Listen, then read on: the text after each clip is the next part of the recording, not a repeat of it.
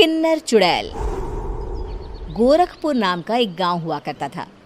उस गांव में ज्यादा लोग नहीं रहते थे। उस गांव में एक गर्भवती विधवा औरत रहती थी। उस औरत का नाम कमला था। कमला अपने घर में अकेली रहती थी।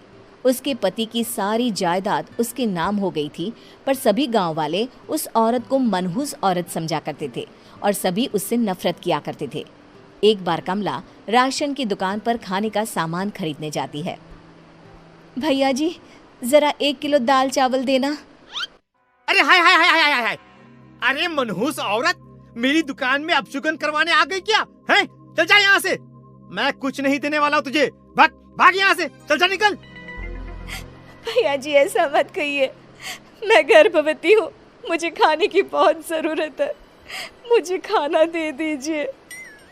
दुकानदार कमला को वहां से धक्के मारकर भगा देता है।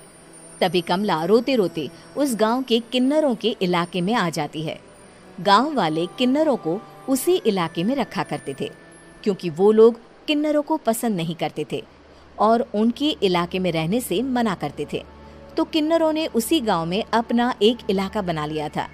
जब किन्नर लोग देखते हैं कि एक गर्भवती महिला रोते रोते उनके इलाके में आ गई है, तो सारे किन्नर कमला के पास जाकर उसका हाल पूछने लगते हैं। क्या हुआ बहन, तुम्हारी गर्भवती अवस्था में इतनी बुरी हालत कैसे है? तुम रो क्यों रही हो? तुम डरो मत, हम तुम्हें कोई नुकसान नहीं पहुंचाएंगे। तुम शांत होकर सब बताओ कि हुआ क्या है। मैं कमला हूँ। मैं गांव के दूसरे इलाके से आई हूँ। 2 महीने पहले ही मेरे पति की मौत हुई है। मुझे गांव के लोग मनहूस मानते हैं, क्योंकि मैं विधवा हूँ और गर्भवती भी। वहाँ के लोग मुझे खाने के लिए कुछ बेचने के लिए भी तैयार नहीं, जिससे मेरा गुजारा नहीं हो रहा था। कोई बात नहीं कमला, हम तुम्हारा ख्याल रखेंगे। किन्नर लोग कमला को एक खाली घर में रहने के लिए जगह दे देते हैं और उसकी देखभाल भी करते हैं। कुछ ही महीने बाद कमला अपने बच्चे को जन्म देती है, पर अफसोस, कमला बच्चे को जन्म देते ही अपनी जान गंवा देती है। जब सब किन्नर बच्चे को देखते हैं तो बहुत खुश हो जाते हैं, क्योंकि वो बच्चा भी किन्नर ही था। कमला ने एक किन्नर बच्चे को जन्म दिया था। अब इस बच्चे की देखभाल कौन करेगा? हम तो इस बच्चे को गांव के दूसरे इलाके में भी नहीं भेज सकते।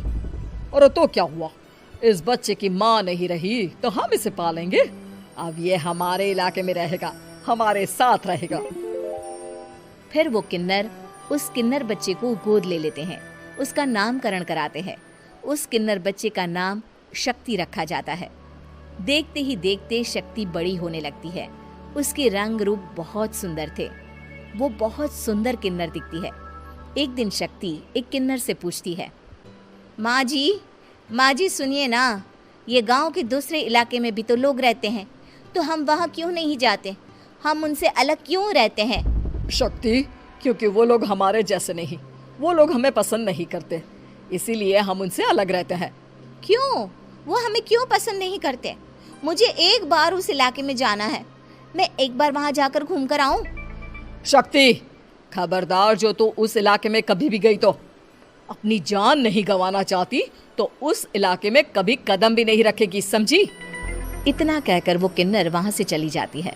शक्ति उस किन्नर की बात सुनकर बहुत रोती है। माँ जी, ऐसा कैसे कह सकती हैं? उन्होंने इतनी सी बात के लिए मुझे इतना डांटा। अब तो मैं उस इलाके में ज़रूर जाऊंगी। फिर एक दिन शक्ति गांव के दूसरे इलाके में चुपके से जाती है। ये लोग तो हमारे जैसे ही इंसान हैं, तो ये हमसे नफरत क्यों करते हैं? जब शक्ति उस इलाके में पहुंचती है तो गांव के सारे आदमी उसके रूप से मोहित हो जाते हैं। वो लोग ये अंदाज़ा नहीं लगा पाते कि वो किन्नर है। शक्ति की सुंदरता देखकर सारे गांव वाले उसकी तारीफ करने लगते हैं। तभी गांव का चक्कर लगाने गांव के जमींदार का बेटा हर्ष वहां पहुंचता है। हर्ष भी दिखने में बहुत सुंदर होता है। जब हर्ष ने शक्ति को देखा तो वो भी उससे मोहित हो गया, और जब शक्ति की नज़र हर्ष पर पड़ी तो वो हर्ष को देखकर मोहित हो गई। आपको पहले कभी इस गांव में देखा नहीं। इस गांव में आप नए हैं क्या? जी नहीं, वो मैं बस। तभी शक्ति बोलते बोलते रुक जाती है और मन में सोचने लगती है, अगर मैंने इनको बता दिया कि मैं दूसरे इलाके से आई हूँ तो वो समझ जाएंगे कि मैं किन्नर हूँ, इसलिए मुझे इनसे झूठ ही बोलना पड़ेगा। शक्ति हर्ष को कहती है, जी हाँ, मैं इस गांव में नई आई हूँ, यहाँ अकेली रहती हूँ। वैसे आप कौन है? आप भी इसी गांव में रहते हैं? जी हाँ, मैं इस गांव के जमींदार का बेटा हूँ। आपको किसी भी चीज की जरूरत पड़े तो आप मुझे बता देना, मुझे अच्छा लगेगा। ऐसे ही शक्ति और हर्ष एक दूसरे से रोज मिलने लगते। वो दोनों अपने प्यार का इजहार करने एक दूसरे से मिलने जाते हैं। तभी शक्ति का पीछा करते करते एक किन्नर वहां आ जाती है। शक्ति, मैं तुमसे बहुत प्यार करता हूँ। मैं तुमसे शादी करना चाहता हूँ। क्या तुम मुझसे शादी करोगी? हाँ हर्ष, मैं तुमसे शादी करूँगी, पर मैं तुमको अपने बारे में एक सच्चाई बताना चाहती हूँ जो मैंने तुमसे छुपा कर रखी है। तभी उनके बीच में ही वो किन्नर आ जाती है। शक्ति, तेरी हिम्मत कैसे हुई ऐसा करने की? वो किन्नर शक्ति को खींचकर गांव के जमींदार के पास ले जाती है। हर्ष भी वहां शक्ति को बचाने के लिए पहुंच जाता है। जमींदार शक्ति और हर्ष के प्यार के बारे में सुनकर गुस्से में आ जाता है और शक्ति को गांव के बाहर निकालने की सजा देता है। शक्ति ये बात सहन नहीं कर पाती और कुएं में कूदकर अपनी जान दे देती है। जमींदार हर्ष की शादी गांव की एक लड़की से करवा देता है, पर हर्ष इस शादी से खुश नहीं होता। शक्ति अपना बदला लेने के लिए मरने के बाद किन्नर चुड़ैल बन जाती है। अब मैं इन गाँव वालों को नहीं छोड़ूंगी, अब इनसे मैं अपने प्यार का बदला लूंगी। किन्नर चुड़ैल गांव वालों को परेशान करना शुरू कर देती है। एक बार वो रात को गांव के खेतों में पहुंच जाती है और वहां आग लगा देती है। सारी फसल जल के राख हो जाती है। जब एक आदमी रात को उठकर देखता है कि खेत में आग लग गई है तो वो वहां पहुंच जाता है। वो देखता है कि खेतों के बीचों बीच एक किन्नर चुड़ैल खड़ी है और वहां खड़े होकर ताली बजा रही है। गांव वाला किन्नर चुड़ैल को देखकर बेहोश हो जाता है। जब सुबह उस आदमी को होश आता है तो वो सीधा जमींदार के पास जाता है। अरे जमींदार साहब, अरे वो किन्नर चुड़ैल ने मेरी सारी फसल जला दी। अब मैं क्या करूंगा? क्या होगा मेरा? जमींदार चुड़ैल किन्नर का नाम सुनते ही सब कुछ समझ जाता है। अब वो बहुत डर जाता है। उसी रात को जब जमींदार डर के मारे अपने कमरे में सो नहीं पाता, तभी वहां अचानक से किन्नर चुड़ैल आ जाती है। किन्नर चुड़ैल जोर जोर से जमींदार के आगे खड़ी होकर हंसने लगती है और ताली बजाने लगती है। जमींदार उस डरावनी किन्नर चुड़ैल को देखकर बहुत डर जाता है।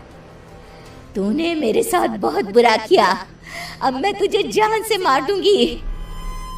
नहीं नहीं नहीं नहीं नहीं, मुझे माफ कर दो, मुझे मत मारो। मैं कभी ऐसा दोबारा नहीं करूंगा। अब तुम जो बोलोगी वही मैं करूंगा। ठीक है, मैं चाहती हूँ कि किन्नर इलाका गांव के इलाके से जुड़े और गांव का कोई भी आदमी किन्नर समाज से द्वेष ना करे, उससे नफरत ना करे, नहीं तो मैं सारे गांव को मार दूंगी। और तुम गांव में एक नया कानून बनाओ कि अगर किसी ने भी किन्नर समाज को हानि पहुंचाने की कोशिश भी करी या इनसे भेदभाव करने की भी कोशिश करी तो उनको कड़ी से कड़ी सजा मिलेगी। हाँ हाँ हाँ हाँ, मैं ऐसा ही करूंगा। तुम जो बोलोगी वो मैं करूंगा, पर मुझे जाने दो प्लीज। तब वो किन्नर चुड़ैल वहां से चली जाती है। गांव का जमींदार किन्नर चुड़ैल का कहा मानते हुए दोनों इलाकों को एक कर देता है और नया कानून भी लागू कर देता है। तब से वहां किन्नर समाज और बाकी गांव वाले शांतिपूर्वक रहने लगते हैं।